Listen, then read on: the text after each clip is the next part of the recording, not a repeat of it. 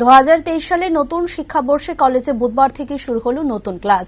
খুবই উৎসাহের সঙ্গে ছাত্রীরা কলেজে এসেছেন এবং ক্লাসও করছেন। সেই প্রসঙ্গে কলেজের প্রিন্সিপাল ডাক্তার মণিদীপা দেববর্মা সাংবাদিকদের মুখোমুখি বিস্তারিতভাবে জানিয়েছে, নতুন শিক্ষাবর্ষে নতুন শিক্ষানীতির উপর ভিত্তি করে বুধবার থেকে প্রথম ক্লাস শুরু হয়।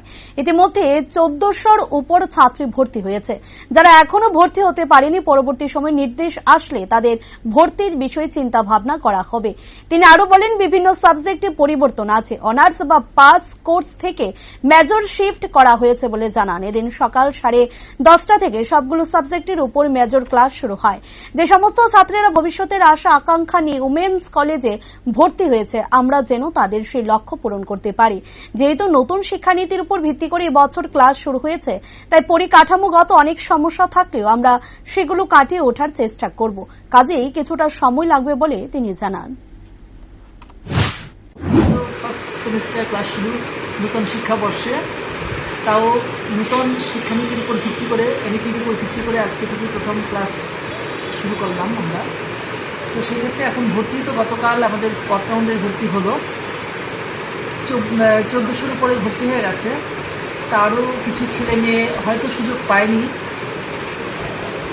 হয়তো পরবর্তী সময় আমাদের একটি নির্দেশ আসে, সেভাবে হয়তো ব্যবস্থা করা হবে।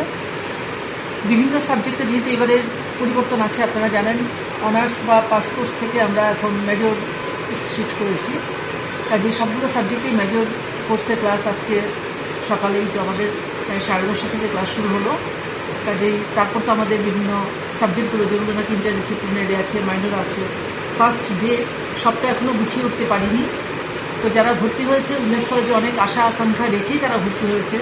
চেষ্টা করব তাদের যে এই যে ইচ্ছে, তাদের ভবিষ্যতের লক্ষ্যে, সেটা যেন উইমেন্স কলেজে আমরা সার্বিকভাবে সবকিছু গুছিয়ে যেন আমরা কাজ করে যেতে পারি।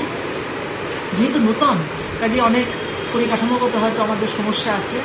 সেই সমস্যাগুলোকে যতটুকু আমাদের সম্ভব তার মধ্যেই আমরা কাটিয়ে ওঠার চেষ্টা করব।